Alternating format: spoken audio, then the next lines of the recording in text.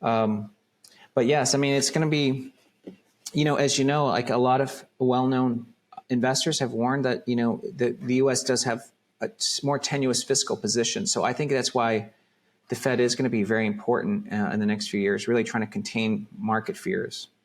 You've previously predicted that the S&P would reach 15,000 by 2030.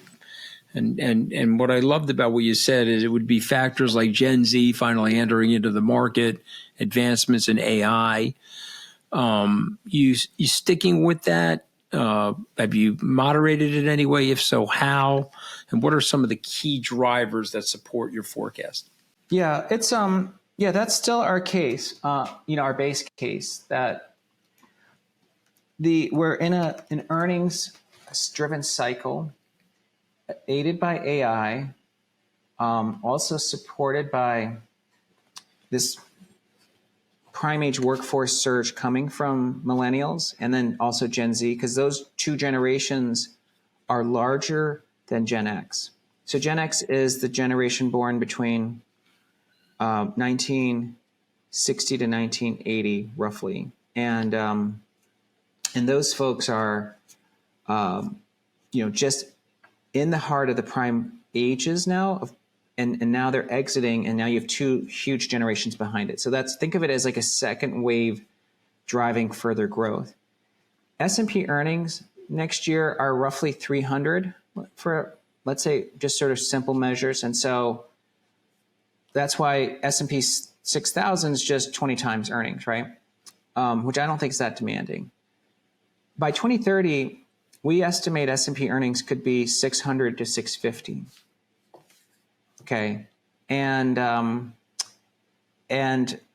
I think multiples will be higher because of the larger share coming from AI and technology earnings, which naturally have higher PE multiples.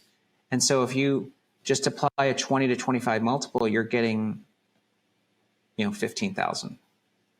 So I know it sounds like people say, well, 15,000 sounds crazy. And 2 years ago, it might have sounded crazy, even though we had, that forecast was in place more than 2 years ago. That forecast has been in place probably for 5 or 6 years. But, now that we're at 6,000, we're that much closer to 15,000. It's not a quantum leap any longer. My last question before I go on to the audience questions: how do you assess the impact of the artificial intelligence? And is it all positive? Could it be dystopian? Could military adversaries of ours get a hold of it? Could someone figure out how to put an artificially intelligent worm into our Pentagon or our power system, or are you just not worried about any of that? I would say, if based on my conversations with our clients and with other sort of folks following this, I do think we're underestimating the negative consequences of AI. Okay. Anthony.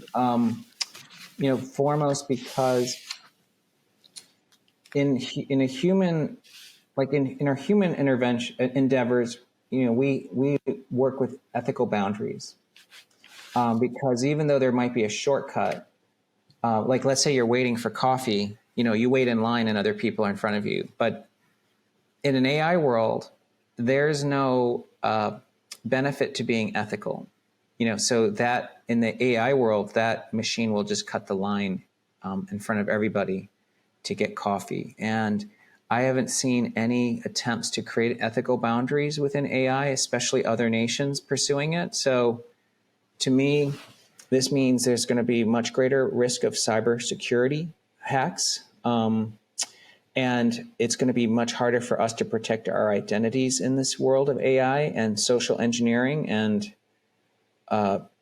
generative AI videos. And it'll be very easy to spoof people.